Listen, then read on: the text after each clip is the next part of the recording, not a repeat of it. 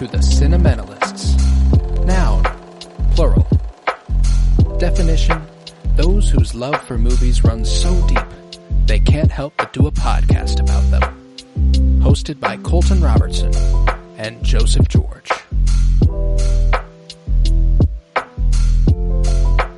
Hello everybody and welcome in to the Cinementalists, where today we continue our celebration of Black History Month with what is a quintessential entry in America's history of cinema.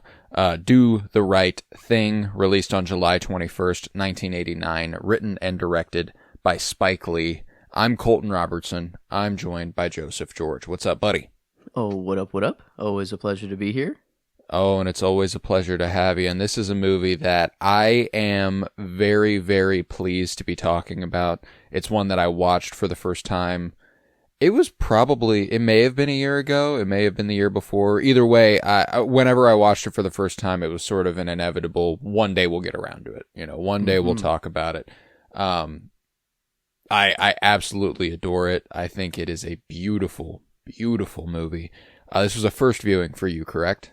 Indeed, yes. Finally, I think number 2 of Spike Lee for me, after Malcolm X, would be the only other one that he's directed. Yeah. I don't know if he wrote that one. Pretty as well, sure.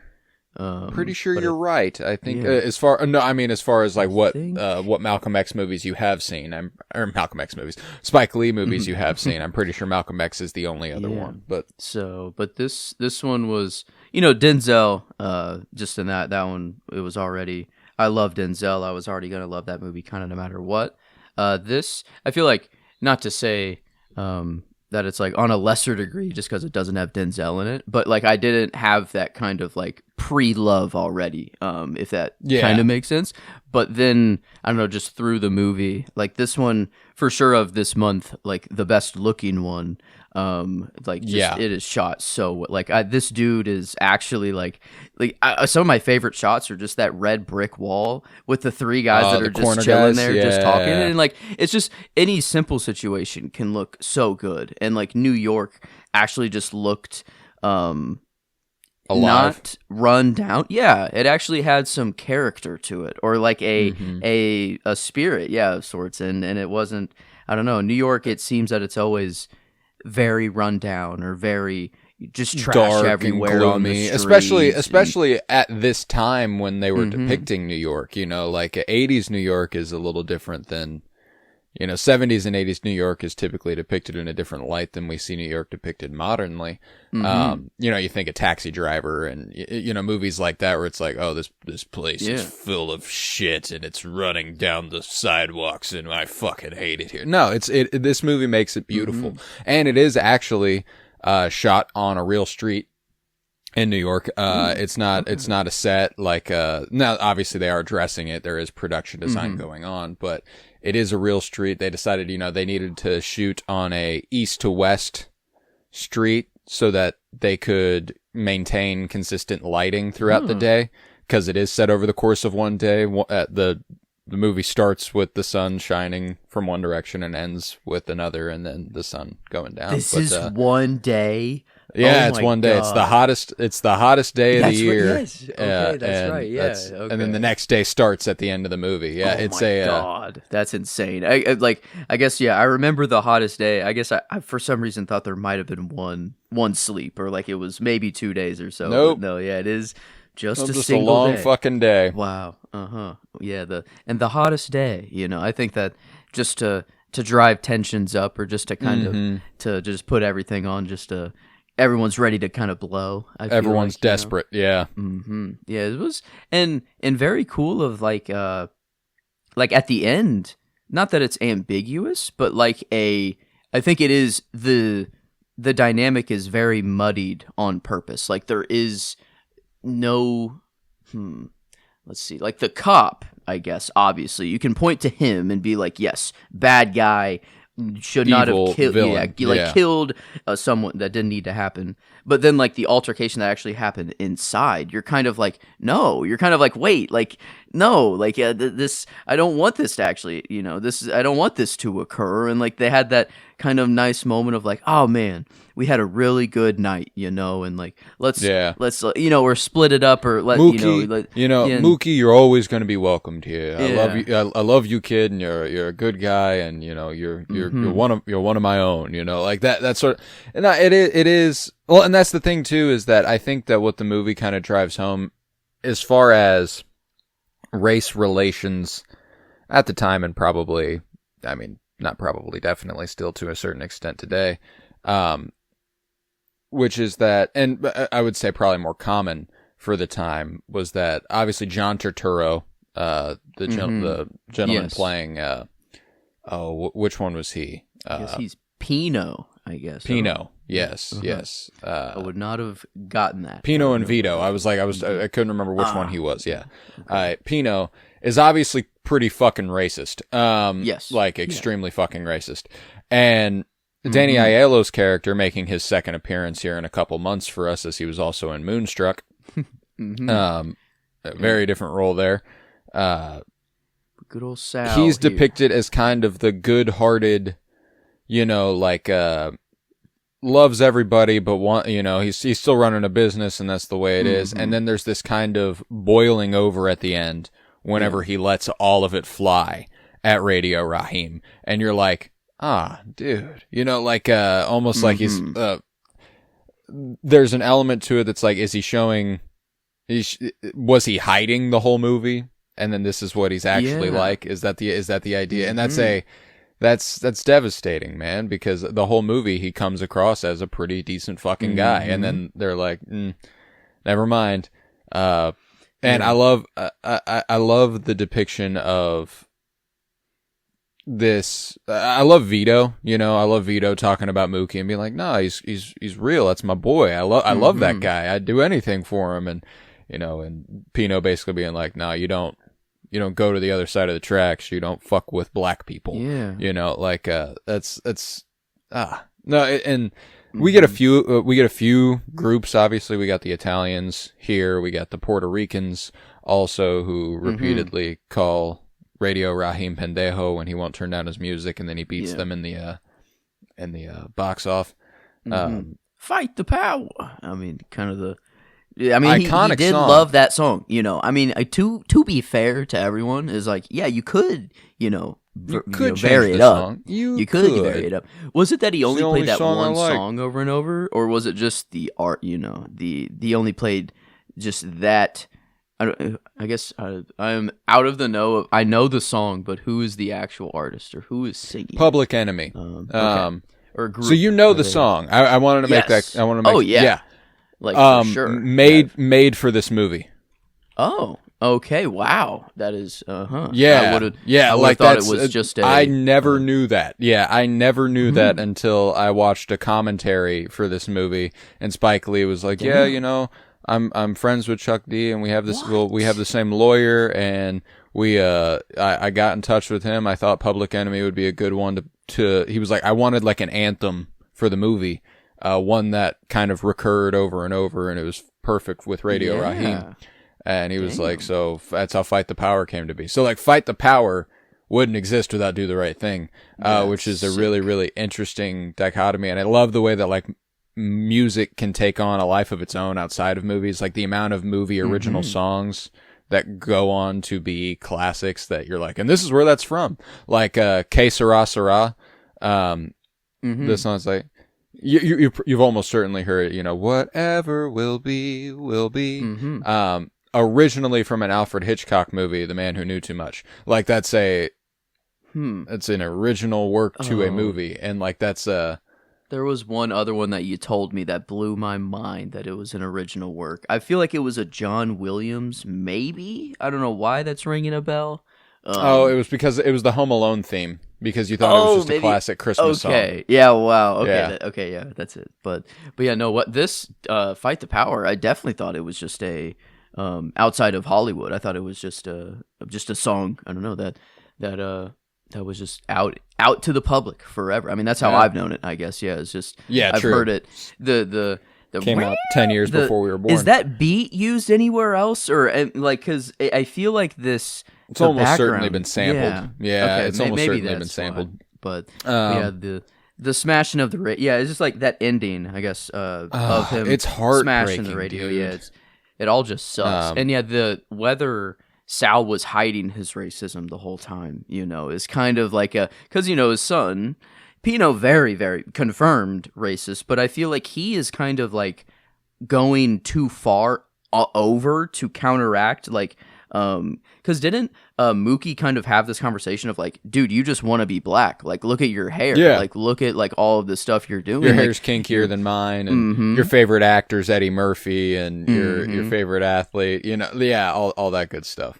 Yeah, so I feel like Pino was kind of like, well, I mean, he still said some very racist things, but like could be a fake, racist in a way of like hiding it for whatever reason. Yeah. And then you have, Vito, Vito just actually seems like Vito's just a good dude. He's just an innocent guy. He's a little bit of a dummy. Yeah, he's a little bit of a dumb guy, but he's sweet, Mm-hmm. Yeah, his intentions are good, or there's nothing wrong coming from him. And then Sal, it was kind of like, he is saying the right things, but like could it, he's very, and again, he's a business owner, and this is where his business is, and he's got a, he wants to drive up business, and like there's a little bit of a, how much of it is a front because of what he does on a day-to-day basis, and and then furthermore, at what point does a front stop being a front and just become who you are, and like there's a whole lot there as far as identity is concerned when it comes to masking feelings. But yeah, I mean, when it all brims to the surface there with Radio Raheem at the end, and he's, he's screaming at him, he calls him the N-word, he busts up the radio, he busts up the jukebox, and the degree of seriousness everyone takes that whenever they his name is Radio Raheem. You don't do radio. That, man. You don't do that. You don't fuck with a man's property. A fucking jukebox competition earlier, like a literal fight without any actual physical altercation. It was just a test of volume. That was it. And I mean, that was pretty baller. Love that he's our good, our me and you character combined into one, the Joseph Robertson of Spider-Man. We got Robbie Robertson in here, and it's weird to see him this young, to see him like this. But like that's all I can. He knows he's above everyone. In Spider-Man, he's the one who knows. He's the one who knows Peter Parker is Spider-Man and Spider-Man 2. Yeah, Radio Raheem's connected. He's just he's just on a mission. It's all he does. He fights the power. He goes out. He's got to put the message out there. And the 20D. I mean, batteries. Giancarlo Esposito. True. Yeah. He bugging out. Boycotting Sal's because he doesn't have any black folks on the wall. Which again, like pointing out something that maybe he, Sal wasn't doing consciously, but there's something there. Yeah, and his reasoning, is like, it's my business, it's my heritage. It's like, but then, Giancarlo, hits him with the, we're paying you. We are literally providing you the money that you live off of. So, like, you don't think that's important whatsoever. And, I think there's some. Oh, go ahead. Sorry. Like the boycott. Like, I don't know if. I mean, like everything did just bottle. It was this perfect mess at the end of things. Like I think any one of these things, I'm not like against. Like I think the boycott is valid of where it came from. But then the fact that it actually did turn into like the entire business being burned down. Like if the thing that I think disappointed me the most of like the entire altercation is Mookie being the one to throw the trash can into the window and start the kind of the brawl. And I went back and forth of like, would I prefer it to be someone just like a no name, just an extra in the crowd to start it, and then it was just kind of like the people that started it. But the fact that it was Mookie, like, and I mean, it was just kind of a job for him, like. Sal, did say like right before, like I do see you as a son and things like that. But like he didn't do anything to actually make him feel like a son, like and like no. Earlier he's asking to get paid. a little early, and he can't even do that. Or that day he's like, hey, can I just get paid like a little early? He's like, what the fuck you asked if I pay you, you won't come back. Yeah. So not very family feeling there. I guess. Nah, and and that's the thing too, is that I think it's important to note that as far as Mookie's interactions with everybody on the block throughout the movie, there's a kind of heavily implied real friendship that he has with Radio Raheem that he doesn't have with a lot of other people. Everyone else, it felt like a little bit of like just a, touch and base. What's up? Hey, how you doing? Radio Raheem, it almost felt like we'll link later. Like we'll get back. Like I got you. Like we'll and I think that whenever he watches Radio Raheem die, there's an element to it that's like kind of. Regardless of what the intentions are behind throwing the trash can, it's basically just, again, and the way he handles it is very dispassionately. He just grabs the trash can, no expression on his face, walks up to the window and chucks it in. And again, I love the offsetting quotes at the end between Martin Luther King and Malcolm X, where Martin Luther King, basically says the path is nonviolence, and no good can come of harming your neighbor. And Malcolm X basically going, "Hey, well, I get the need like to be militant." Like he's like, I get why we might need to do that. And I think that the end of this movie isn't strictly taken aside as far as what the right thing to do is between Martin Luther King or Malcolm X, but is just stating, as long as you do the right thing. And I feel like Spike Lee felt like in that moment, the right thing for Mookie to do was toss the trash can. Like Mookie felt like, this is just something I've got to do. And then he walks away, he incites it and he walks away. And he's like, that's enough of that. Yeah. And I don't know, like, the movie doesn't do a whole lot to to be like, I think it is just these characters' interactions that is the main focus, but it doesn't really do much to show like the world doing this to them. Like there's not the Lawrence Fishburne posted up on the street and given that whole spiel, and Boys in the Hood, or it is just their interactions that are doing Lawrence this. Fishburne was offered the role of Radio Raheem. Fun fact. Whoa, that would have been. That's crazy. That would have been cool. Yeah, and I mean, like, you can immediately see it. You're like, oh, yeah. No, he definitely was offered the role of of Radio Raheem. Robert De Niro was offered the role of Sal. Okay. There's a few interesting casting notes as far as what almost was or what could have not been. This is also a very interesting couple of first credits. Rosie Perez, she gets the introducing credit. Introducing Rosie Perez. She's, the girlfriend and the dancer.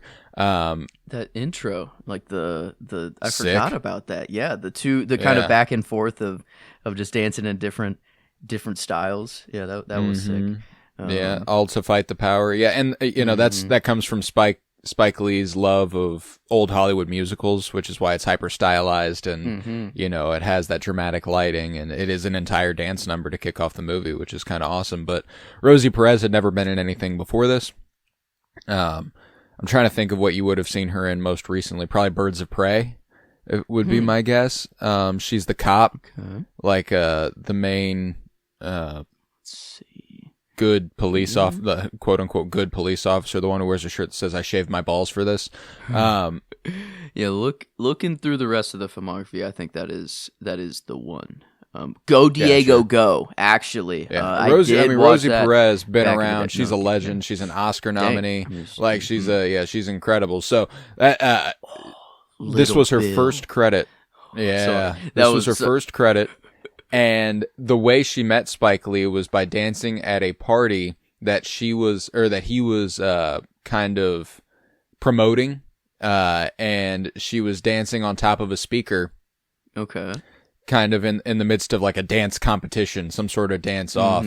And Spike Lee basically told her to get down because he was like, I'm liable if you get fucking hurt. I'm promoting this event. Like, you cannot be up there. Get the fuck down. And then she basically just cursed him the fuck out, yelled at him from up there, and he was like, "Oh my god, I love her voice. She has to be in my movie." You know, like that was the way that Spike Lee discovered Rosie Perez, was her yelling at him, and he was like, "She just had the most beautiful voice I've ever heard." And I was like, you know what? That's gonna be Mookie's girlfriend and do the right thing. We're gonna make her Puerto Rican. That's fine. We can do that. That'll be okay. Yeah, just too good. And very that like Mookie and their relationship, I feel like it is just kind of like, not that it's like on the back burner, but I feel like it kind of just has to be because like he does just work, or like he doesn't have, like, it's not that Mookie doesn't want to be there.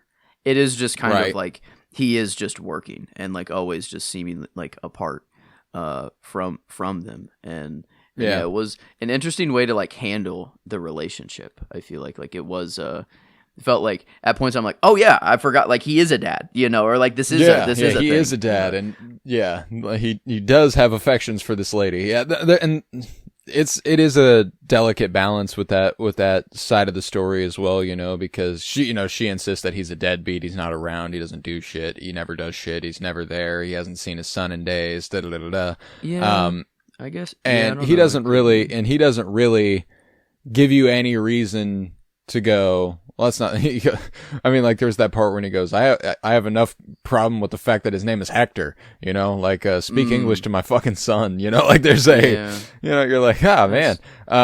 That's true. Yeah, he wasn't, I guess, the most affectionate, but, you know, we had, like, last minute, you know, Tupac being, you know, that's why I'm like, it's not exactly... It's extremely human. Like, this is a very... they're not doing much to make you go, there's a hero and there's a villain. Obviously, there's a villain in the police here, but as far as moral... I wouldn't even call it moral ambiguity, because that's not what it is either. It's just normal human morals, which is that, like, people are mostly good and they make bad decisions. You know what I'm saying? Like that's basically, and regarding Mookie, his bad decisions is basically never being there for his son. But like, and, you know, you could tell he's. No, go ahead. I was just gonna, like, if this were to happen today, there would be 50% of the crowd being like, well, I mean, you should have expected that to happen if you're going to start a fight in a restaurant, you know, or blah, blah, blah. Like, what do you expect to happen if, you know, like, I feel like there would be people that say that this death is somehow justified. And then you obviously have the people that are like, well, no, you know, that, you know, I think that would be the perception. Well, and that's the thing too, is that an event like this now would also not be limited to the neighborhood. There wouldn't be a possibility. This is what's scary about the prospect of, thank God we have phones. You know, this is one of the things that's like, the amount of stuff that we see filmed, I mean, every day now, with law enforcement harming people, unarmed people who are not a danger to them. You know, how often was that happening prior to the possibility that the police are being filmed every second that they're not that they're comporting themselves, you know? So whenever I mean, the imagery at the end of this movie is absolutely fucking harrowing, because it's like, it's, you know, for a fact, just given what we have been privy to in real life, the amount of stuff that we have seen, for better or for worse, the idea of the cops going, get him out of here, you know, and then like dragging his dead body away, putting him in the back of a cop car, and then driving away. Like, his hearse is the back of a police car. Like, that's devastating. And just all the people screaming and yelling, you killed him, like, it's a devastating move. And, you know, and that's the other thing too, is that I think something that rang really heavy the first time that I watched this, and no matter what, it's going to be harrowing, but like the fact that Radio Raheem wasn't shot, you know, he was strangled to death, like that's and clearly passed the limit. Like the cop wanted to do it. Like other cops were like, hey, stop, dude. Like, bro, what are you doing? Yeah. So like, and then they held it down for him. Even after he murdered somebody, they were like, okay, well, I guess we got to do what we got to do now. Like that's, ugh, God, I fucking hate it. So yeah, the end of this movie makes me fucking like, I cry pretty hard during that entire scene. Just because it's so, it's so heavy and it bleeds so, I mean, it reads so true, which is, I mean, devastating. And again, we're talking about a movie that is over 35 years old, approaching 40 years old. Like that's terrible, you know? And just, it bought, like, you knew, like, I feel like I'm like, something, you know, nothing bad has happened yet, you know? Yeah. And it's the hottest day of the year. Like, even me, I'm just kind of like, what is going to happen? You're waiting for it to boil over. Yeah. And then kaboom. And yeah, we get everything. And then, yeah, those two quotes at the end is like, I always go kind of back and forth myself. I don't know where I stand on this. If I feel like I lean more towards Martin Luther with the no violence, that it'll just keep the cycle going. If you can't, you know, it'd be, in a perfect world, it'd be nice to break the cycle. But I don't view self-defense as violence. That's not the fair. Same thing. Yeah. So, but if you force yourself into a situation where you know you'll have to self-defend, you know, like if you're egging on the violence, I feel like that's not self-defense in that case. Like a peaceful protest purposefully turned violent. I don't think that is what happened here. That is just the situation that kind of just itself that evolved it into violence. Right. But yeah, I think like I'm more, I think, with good old Martin Luther, and like, but the, I don't know, it just feels insurmountable, I think, is the hard thing. Yeah, like at a certain point, it's like, yeah, would nonviolence be ideal? Certainly, you know, but at what point do you have to accept that there's almost no nonviolent way out of it? But there could be one, you know, is like in a perfect world, and that's the I know, yeah, it's just it's a tough, and I don't want to say reality or a tough, you know, like fact, because again, I don't think it's strictly a fact, you know, it is still a matter of perception. The amount of, I can't remember what I was watching, but I had a thought that was in line with the fact that it's bizarre that things are so goddamn complicated.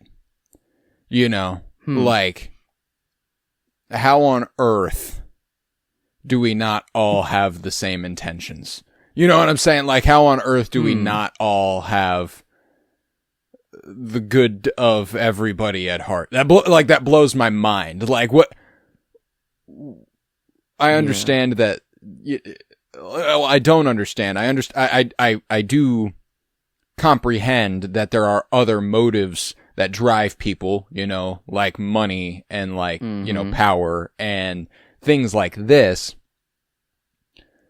But there are a lot of people who do not have money and who do not have power, who are hateful, spiteful pieces of shit. Yeah. Yeah, it's like, let's take a step back, you know, let's take a step back and kind of evaluate. If you feel this way, wouldn't you want somebody to have empathy for you?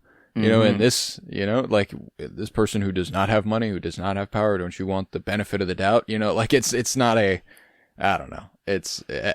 I can't wrap my head around being hateful. And so the fact that this movie depicts pretty straightforwardly, like one of my favorite moments visually is whenever the cornermen, which are the three dudes who sit in front of the red brick wall, have the stare down with the cops as they drive by. Like the cops are just like begging them to do something. Yeah. You know, like the whole time they're like, come on now, do something. And the cop that does eventually kill Radio Raheem is actually played by Sal's real life son. Oh, by the way, Rick Aiello. Wow. Huh. Yeah. Okay. Yeah. Interesting little note there. But I love the cornermen scenes. I read a piece of trivia, and I'd be curious how true this is. But it says that every scene with those three is improvised. Yeah, I can. And there's certainly a feeling to that. But like, whenever someone says like that was improvised, I'm curious to what extent. Like, obviously they have a scene direction. Mm-hmm. Like, it's not just all right, go guys. Here's talk. what you need to talk about. Yeah, it's like, here's what you need to talk about, and now talk about it however you want to talk about it. Which I'm sure is what happened, and that's still improvised. But like him talking about like whenever there's going to be a black-owned business on the block, and all that like it's a beautiful scene, and Frankie Faison is one of those actors. He's incredible. Yeah, there was how can they get off the ship in a week? They'll have a shot, or like or something like within the year they'll have the shot. Within a year they have. What are shot. We doing? Yeah, and then they just kind of laugh at him of like, come on, we're not gonna.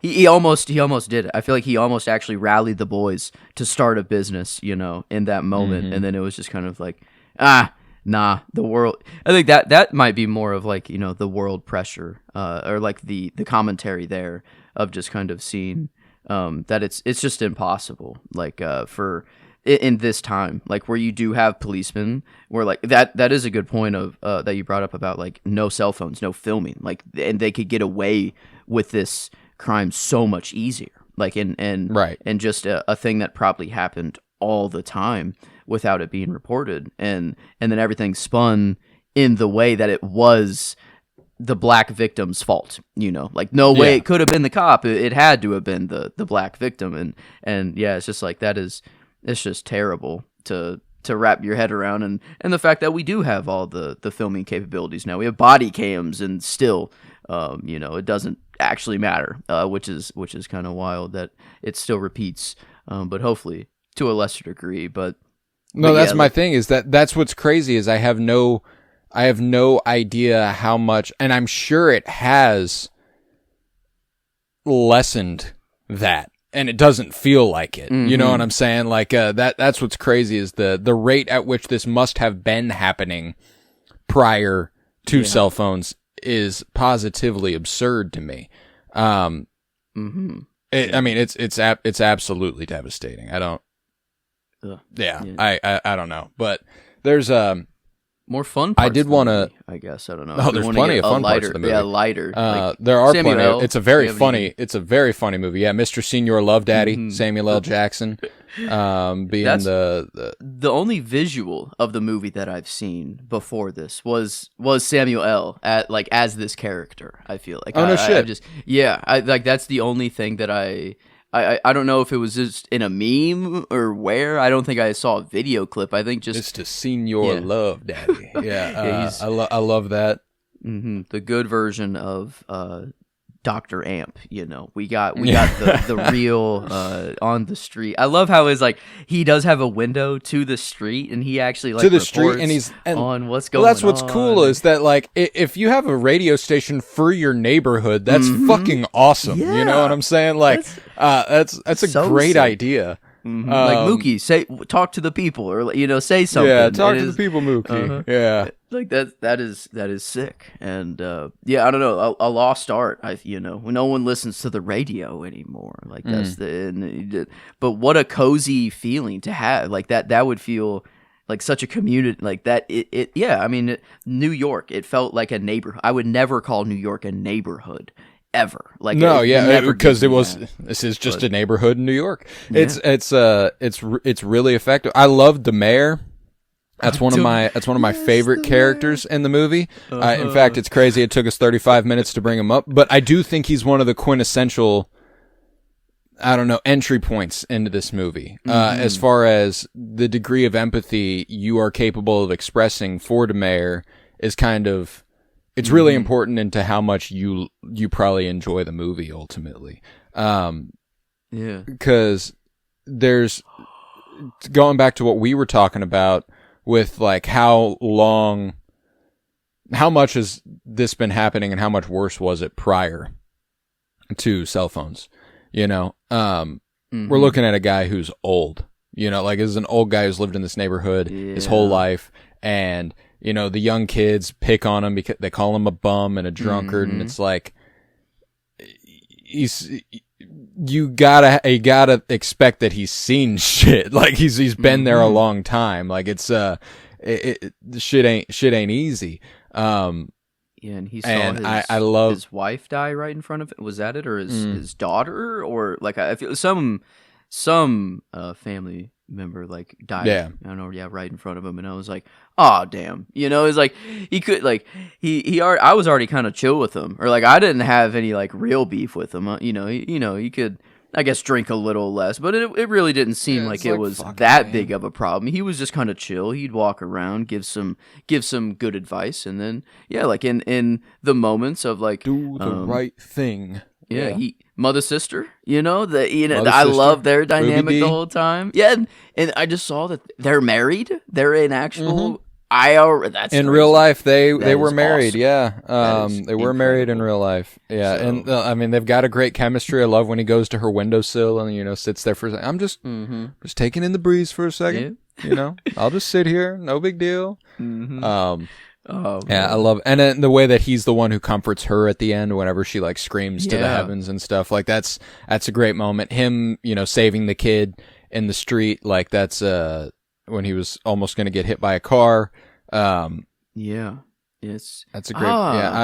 Like Mookie throwing the trash can and then mother sister kind of just screaming. I feel like it is kind of like you don't know what to do in the time, so you just kind of act. It is just kind of like what can mother sister do other than just kind of cry out at the tragedy of it all, and just kind of it is kind of like why, like she doesn't say why, but like I think that is kind of like what it's for screaming. You to kind of it's kind of for you to decide why, like is it just the death of Radio Raheem, which is enough?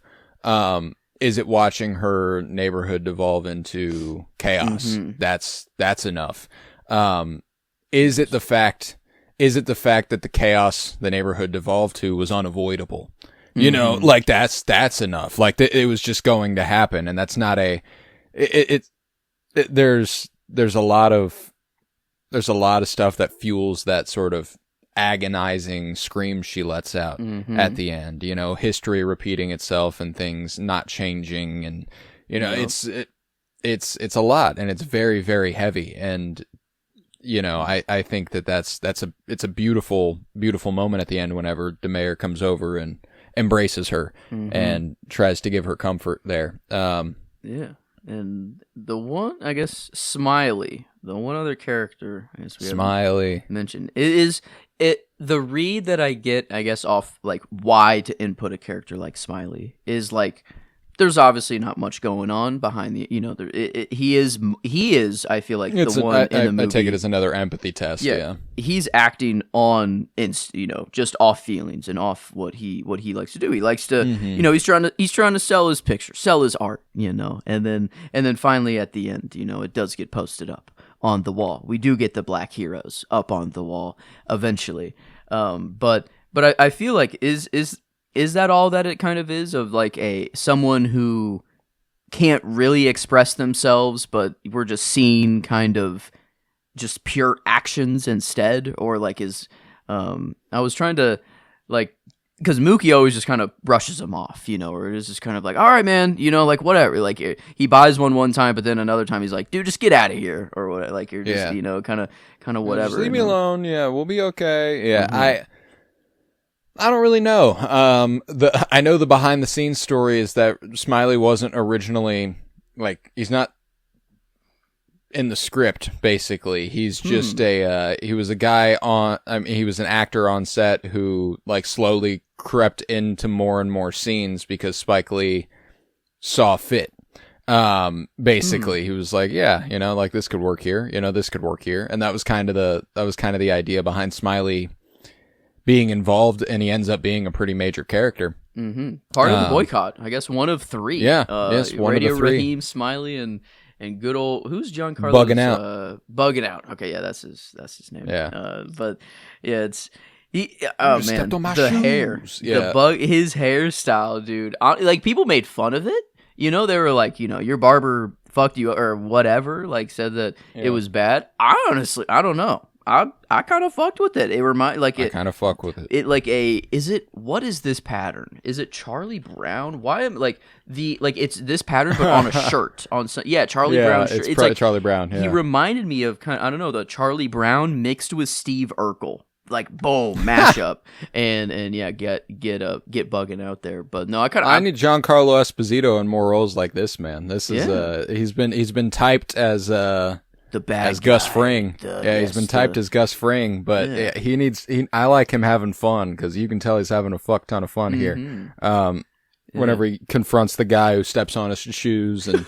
He's like, go back to Massachusetts. I'm from Brooklyn. Oh, God. You're wearing a Larry Bird jersey, you son of a fucking bitch. I love it. I love it. It's too good. Who said you could walk in my neighborhood on my side of the street?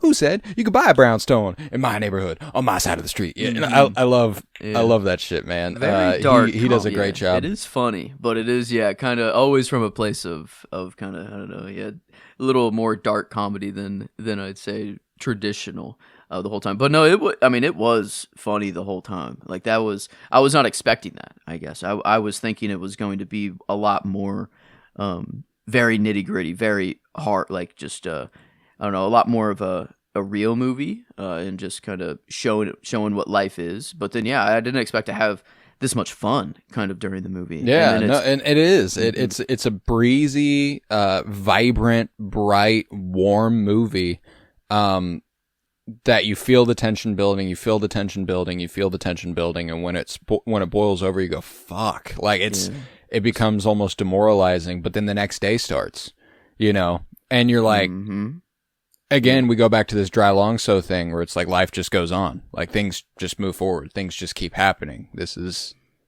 life. And I think that's, to your point, you said you thought you were getting into a little bit more of the way things are sort of movie. And I think this is that to the ultimate degree. 'Cause like you said, like it's just a day. There's not a lot that happens for the whole movie beyond interactions, beyond just little conversations here and there where they talk and they chat it up. He goes off on a delivery. He goes and sees his sister. He goes and sees his girlfriend, and then at the end of the movie, shit comes together and you're like, oh, it feels the most like a real fucking day in the life of any movie we've watched. And,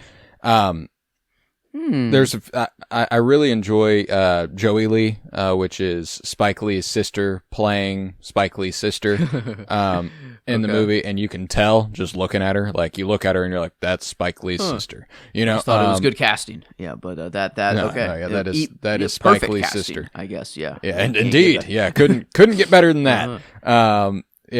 She does a great job, and I love the Sal kind of fetishizing her. She's a much younger woman, and obviously it's not going to happen for him, but it's leave her the fuck alone. He says, I can't even believe you would think that's what I'm thinking. It's like, dude, nah. Everyone can tell very plainly and clearly that that's what you're thinking. You sat down next to her at the booth. You haven't sat down with anybody at the booth all fucking day, Sal. Yeah. And but yeah, I think like the end, it is like there's no winner. Like everyone is a loser. I guess the only winners would be the cops, would be the police. Like and they get away with the crime, while the neighborhood, just I feel deals with the fallout of it. Yeah, it's not going to end right away. Like they're like this isn't just going to be brushed under the rug for the police. Yeah, sure, this happens all the time. It is like it will just be like forcefully brushed under the rug because you can't let it get out. But everyone else, they have to actually deal with all this pain and everything. So I think that's like, at least in this situation, is why I'm more on like the Martin Luther side of like, because this violence it lets whoever is in major power, like whoever has the overarching power, stay in power. The more that the little teams fight themselves just allows that the difference between the two I don't know, to grow more and more. And that's like that. I'm coming more around on like Mookie just kind of throwing the can, starting the fight and everything. It is just kind of like everything just, it was going, like, I thought it could have maybe had a happy ending, like I didn't think I was like, it is the hot day. Some things were boiling up. I'm waiting for some to happen, but I'm like, there is that part of me that's like, well, maybe, does it come out? Does it turn out well? And then, it was just kind of like, damn. And then, you just like, keeps getting worse and worse there at the end. Just a day. Yeah, and out of the ones we've watched, like Poetic Justice and Dry Long So I think are also they're not trying to be, this isn't fantasy, or it's not like this day would never happen. But the events, I guess, are a little bit more of like we're setting up an exhibit to get to at the very end, and I think that given the structure of the movie itself and also its hyper stylized nature, like there's that part in the middle of the movie whenever all of them look directly into camera and curse each other out for being what they are, there's these different moments whenever it affects a different air about it that does become a little fantastical because they're utilizing the medium of film. It's not completely naturalistic. But they're taking advantage of being a movie. And I love when movies do that, which is why, like, I told you last week when we were discussing Poetic Justice that when Wes Anderson premiered The Wonderful Story of Henry Sugar Shorts, he cited Spike Lee as one of his greatest influences. And I think that this might be the best movie to point to whenever you're looking at that, like as far as the Wes Anderson influence of it all. Like you feel that like bleeding through the screen. Feel like you can see exactly why it would inspire a creative with that much intent. Everyone was placed in their spot, or like it felt like, and a little, there. I wouldn't say it was as symmetric as Wes, but no, far from it. It did pop up. There were like a few shots where I'm like, no, Wes would love that. Like it was in the back of my mind kind of while watching, of Wes, and even some of like the dialogue or ways that it was read, it kind of was more like matter of fact and kind of like you're reading from a script, but in I don't know, kind of that Wes kind of thing going on. Yeah. But no, here, I guess before this is, when did Wes, let's see. Bottle Rocket would be 7 years later. Okay, so even well later in Bottle Rocket. Before really Wes Anderson would have been like a high school student, I think, at the time of this movie. So Wes might have gone. Like, did he see this in theater? I wonder. It's possible. It's possible. Yeah, that's wild to think about. But I wanted to touch on a couple more just interesting cast members, and since we were talking about Wes Anderson, I'll pull it back around to this. Steve Park, who has become kind of a Wes Anderson regular. He was the chef in The French Dispatch. He was one of the dads in Asteroid City. He was just in The Phoenician Scheme as the pilot who, is like, you're gonna get me killed, and then he like ejects him out of the cockpit. Steve Park is the Korean shop owner, much younger again, as this was almost 40 years ago. But yeah, so that's just an interesting credit. Then I'm like, holy shit, that's Steve Park. Whenever I see him, I'm like, oh fuck, how about that? And then Martin Lawrence. This is Martin Lawrence's first movie role. Martin Lawrence is the guy with the lisp. Oh shit! Oh my god! Yes. Okay. There was someone that I'm like, wait a minute, I've seen their face, but where? This is Martin Lawrence's first movie. Wow. He'd never been in a movie before. Obviously, he would go on to get his sitcom Martin, and he, an illustrious career as a comedian. He's extremely funny. Bad Boys, obviously, pretty big movie franchise with him at the head of it with Will Smith. So that's just an interesting, like, goddamn, how about that? Martin Lawrence's first movie role was Spike Lee's Do the Right Thing. This was one of like 9 films ever to be submitted into the National Library the film, the Library of Congress, in its first year of eligibility, which is 10 years. Dang. Movie turns 10, it's eligible to go into the Library of Congress, and it's one of 9 movies to do it, and at the time, I think it was the 6th or 7th. Yeah, I see what, like, kind of a perfect time capsule of, like, like, the fact that it is just such a normal day. It isn't a, look at this one event that was such an anomaly that would never actually happen again, or something that was so crazy that, you can chalk it up to be just, I don't know, all of that heightened. No, it is just a day. And the violence is still as tragic. Yeah. But yeah. And it just also looks great. Like, I think also as like, it does really movie. help. Like, and like, I still loved to watch Dry Long So and Poetic Justice, but like, whenever I can actually just, my eyes are also very happy, like subconscious, being like stimulated. Yeah. It's it just adds a whole other layer to a movie. But it does. And if you're looking forward to some hyper stylized big swings behind the camera, you'll be looking forward to next week. Next week here on the Cinementalists, to top off the month, the Black History Month, we are going to be covering Nickel Boys, which came out in 2024, directed by Ramel Ross. There's a very, very specific choice that it will not take you long to catch on to, and it lasts the whole movie. Okay. Yum. It's a very, very bold, innovative, big swing. So I'm excited for you to finally watch that, because I think that should have won Best Picture last year, but I didn't think it was gonna, but I really think it should have. But yeah, so I think with that we can conclude this episode on Do the Right Thing. Leave a 5-star rate and review, download wherever you might be listening. Stick around, because we're gonna rate this movie on a scale of 1 to 10. But first I'm gonna get a couple plugs in. We recently concluded our Twin Peaks podcast, Fire Pod with Me. Got to check that out if you're a Twin Peaks fan. We would appreciate it greatly. Friendly to the first-time viewer and the rewatcher alike. Joseph watched it all for the first time. I rewatched it. It was a lot of fun. 50 straight weeks of us discussing Twin Peaks, so almost a year's worth of content. You got to go ahead and check that out. We also do a show called Geek With Me, where right now A Night of the Seven Kingdoms probably just came to an end, if I'm not mistaken, release-wise. I think 4, 5. Or it'll be it concludes 5 this Sunday. Yeah, it concludes this Sunday. Yeah. Night of the Seven Kingdoms concludes this Sunday, so obviously we're going to be talking about that.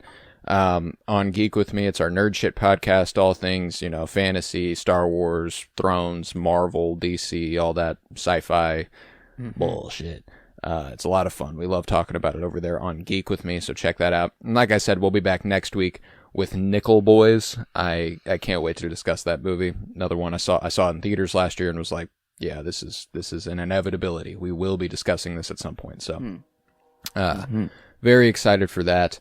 And next week I will also be announcing the slate for March. Yes. So you gotta, because I'm comfortable letting you know now that March will feature a couple of bonus episodes beyond just movie coverage, because we will be doing our own Cinementalists Awards for film from last year. Can't wait. I'm super excited that'll be coming out the week before the Oscars, and then the day after the Oscars we will be discussing the Oscars. So that's the Oscars results. So got that to look forward to. That's definitely in March, and then we've got an extremely eclectic and fun slate for March that I'm excited to nail down and cover together. So let's rate Do the Right Thing. How are you feeling on a scale of 1 to 10? Yeah. Let's see. Well, we're definitely, I think it is the highest of this month. I think I'm sure of that. So Dry Long So at the 8.75. I knew I was in the 9s immediately. I think, it wasn't quite the 10. I guess there is some hesitation, so I wasn't there. So we're a very small window here of numbers that can go down. So I'm just trying to look at maybe of the vibes. Ooh, In the Mood for Love. Is it quite there? I don't. Wild at Heart, 9.5. I think I'm kind of liking that a little bit more. That feels a little better.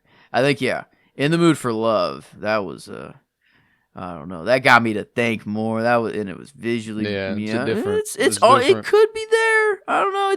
I'm in between. I guess I'm right. I'm at 9.5 or 9.75. I guess Gotcha. I'm coming off I like this movie. This one, yeah, got me to hear it. To ponder well after. Yeah, the this movie was is over. the one.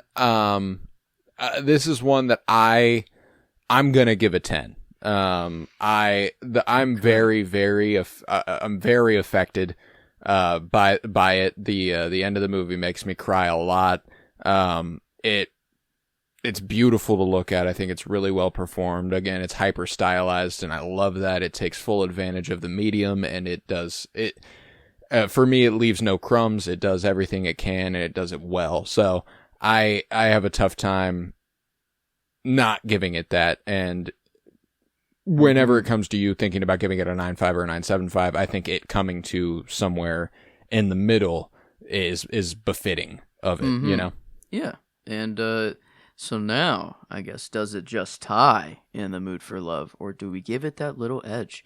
I think we give it the Library of Congress thought so, so I think that's true. We do give it the little edge there. A good old, wow. I think that is actually a 988 would be a good old 99. 99% on the Cinementalists. We love those. That's a great movie. I mean, just monumental picture, kind of quintessential stuff. One of those should be required viewing movies. But I think with that we can conclude this episode of the Cinementalists. Come on back next week. Let's do it again with Nickel Boys. I'm very, very excited. Another not a light one. Not a light one. Okay. I'm not gonna lie to you. It is a heavy picture, so you got a lot to look forward to. But we'll be discussing that next week on Nickel Boys on the Cinementalists. But I was Colton Robertson. I was joined by Joseph George. Thank you very much, homie. Oh, thank you for having me. It's always a pleasure to be here, homie. Oh, and it's always a pleasure to have you. And remember, fuck ice until the day I die.